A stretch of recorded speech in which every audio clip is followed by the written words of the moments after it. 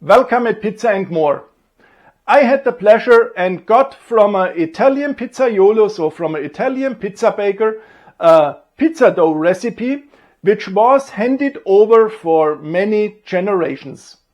Yeah, I'm Jürgen and we make now together exactly this recipe. Of course, this recipe is not a secret. I'm pretty sure in lots of regions they make exactly or almost such a recipe, but it's different than the dough I normally make, and therefore I'm really looking forward to make this dough and as well be able to show you how to make this dough. And it was simply also a great thing for me that I got from this older pizzaiolo this old family recipe. Additionally to the flour, ideally it is a Typo 00 flour, there is some semolina in the dough. And of course, he also said he will add a good portion of olive oil. Well, for all other ingredients I got the detailed measurements, but for the olive oil a good portion is very difficult to balance and to have always the same good result. Therefore, I decided to use 10 grams for 500 grams of flour together with semolina.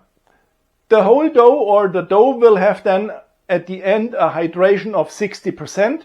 The olive oil will not be counted to the hydration. Hydration is really only the amount of water because the olive oil is counted to fat and fat is not counted as liquid, not counted to hydration. We will make the bulk fermentation in the fridge for 24 hours and then we make the ball fermentation for 12 hours totally at room temperature. We will then also bake the pizza in a pizza oven at 420 degrees. And now I would say we start directly with the dough. As in each other video as well, it's not required that you write everything down because you will find all the ingredients, all the weights, all the procedure in the video description. Here we have then our flour. You can see I have the semolina in yellow and the flour in white, already in one bowl. I have here 400 grams of flour. It's Typo 00, it's pizza flour type 00, and this has 14% of protein. And I have here the semolina 100 grams. Then I have here 300 grams of very cold water. Then 15 grams of fine sea salt, 10 grams of olive oil, and I have here 1 gram of fresh yeast. And you can see if a ball rolled in the size of a pea, this is round about 1 gram.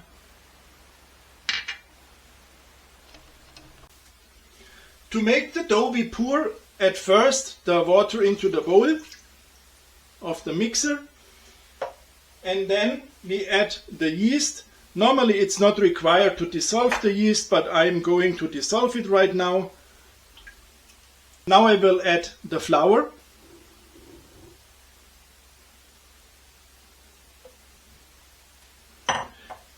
And then I start mixing for around 5 minutes. After 5 minutes I add the salt and then I continue kneading for around 10 minutes. And now after this 10 minutes, so total kneading time in the meanwhile of 15 minutes, I add the olive oil and then we continue kneading, I would say for around 5 minutes until we are able to make the window test. This dough played again heavily with my patience because it took, or after 20 minutes of total kneading time, nothing. It was like a soup. It was absolutely no dough. It was nothing. After 25 minutes the dough came together, and now after a total kneading time of 27 minutes in the spiral mixer. The dough is ready, I think. I make now a window test. I have already wet fingers because then the dough doesn't stick that heavily to my fingers. I took out a piece of dough and now I stretch this dough and I already can feel the gluten structure is now built properly. So the patience was fantastic, and this showed me again, it takes time. Sometimes the dough is ready after 15 minutes, sometimes it takes 30 minutes. You really have to be patient, continue kneading. I'm pretty sure it's very hard to over knead such a dough. My dough is now ready, the gluten structure is built properly, and I take it now out of the bowl. The dough is now here on my counter, and now it's time to shape a nice dough ball. Therefore we make stretch and fold. We take the dough from the left and from the right, we lift it up, put it back onto the counter, we stretch it here, and then we fold it over. And this exercise we do several times. Take it from left and right, put it back, stretch it, fold it. And then you already can see the dough gets a nice structure on top. We have to turn the dough, and then we have to pull this dough. Don't roll the dough, only pull it. We go with the little fingers under, and then we pull this dough. The dough sticks a bit on the counter, and then it strengthens the surface. If we then have a nice dough ball, we take a dough ball box or any other container. We put the dough inside. Of course, we have to close the lid to protect the dough from drying out. And now we let the dough rest at room temperature for around 2 hours. And then we put it into the fridge for around 24 hours. The 24 hours of bulk fermentation are done, and now we can go into the ball fermentation. You are not really bound to these 24 hours. If you make your pizza balls directly after 12 hours or maybe after 28 hours or so, how it fits into your time schedule, so you can do it.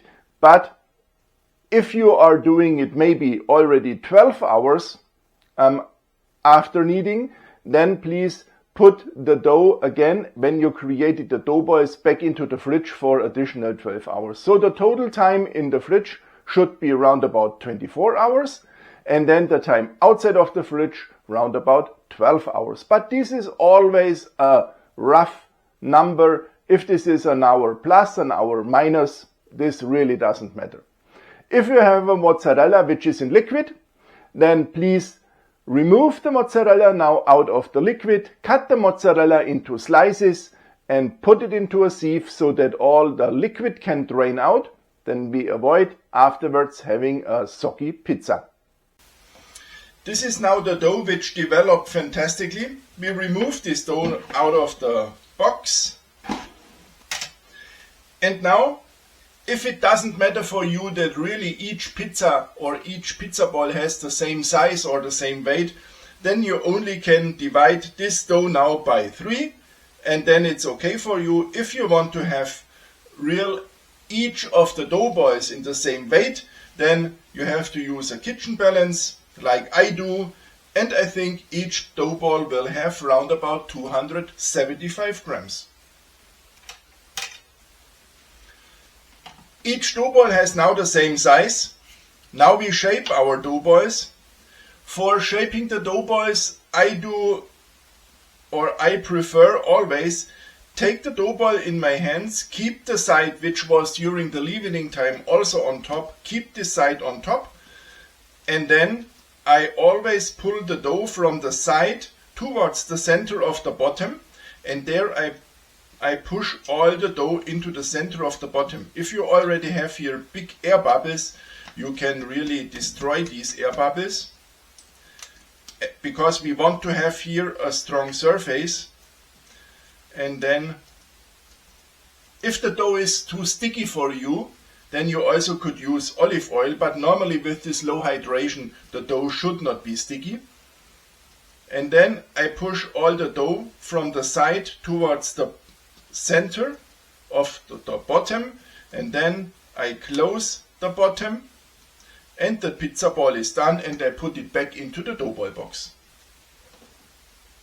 When all 3 dough balls are created, then it's important to close again the lid of the box, so we avoid that our dough balls are drying out, and then we let them rest at room temperature for around 12 hours until we bake the pizza. And once again, it's time to bake a fantastic pizza. All the toppings are already prepared for a nice pizza margherita. I prepared the tomato sauce, like this pizzaiolo told me. He is also doing the pizza sauce, which means these are San Marzano tomatoes, a can of San Marzano tomatoes, which have 400 grams and 4 to 5 grams of fine sea salt. I tiered the San Marzano tomatoes by hand. Of course, if you want, you can also add some olive oil, you can add some oregano if you want, you can add some basil, but I will add the basil and the olive oil a bit later onto the pizza, so it is exactly the same. But however, you can prepare your tomato sauce however you want. I already had a look into the box. The pizza balls are blown up like air balloons, but you will see it in a second. And now I think we can directly start. And here we have now our pizza balls, and you can see how they are blown up. Now it's important, of course, to use enough semolina to put the semolina over the dough and everywhere where it's attached, either to the side of the box or to another pizza ball. And we have to release this ball we want to take out. This is important so that we don't stress the dough when we take it out. Because as soon as the dough is stressed and we are not gentle enough to the dough, it's impossible to stretch the pizza. We also push some semolina under, then we go with the spatula under, lift the dough out and put it into semolina. And you can see how big this dough ball is. It fits well to this small bowl with semolina. Of course, we have to close now the lid, so to protect the remaining dough balls from drying out. And then we go on and shape a nice Neapolitan pizza. Therefore, we flip this dough ball in the semolina, then we take it out, and if we have thick air bubbles like here, we open them directly. And then, if the dough ball is not round, we shape a round form. And then we start pressing the air from the center towards the crust.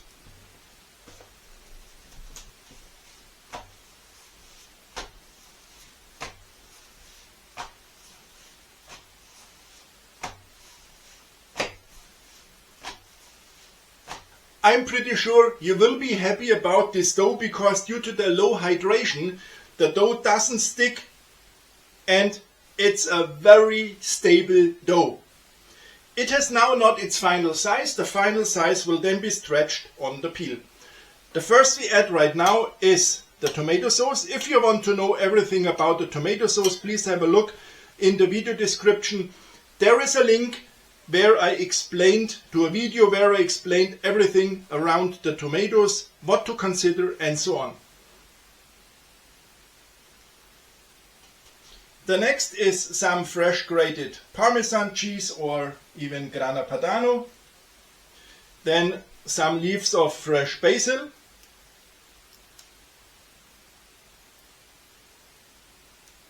Then mozzarella, in my case it's fior di latte. Then of course some nice olive oil. And then it's already time to bring the pizza onto the peel. Therefore some semolina onto the peel, lift the dough and push the peel under. And now, as I already said, it's time to stretch the pizza to its final size. And now it's time for the oven.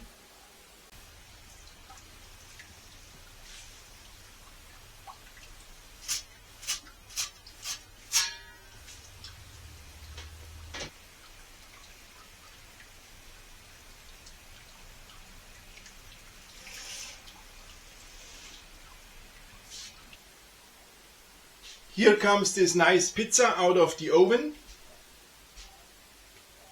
Then we add some fresh basil. And then I can taste this fantastic and lovely pizza. As always, at first, the center. This center tastes absolutely great. And now I taste the crust. And also the crust is very delicious. So the semolina in the dough brings some crisp, which is fantastic. And the taste is also absolutely amazing. So if you like my video, it would be fantastic if you would subscribe my channel. And then we see us also in the next video. Ciao.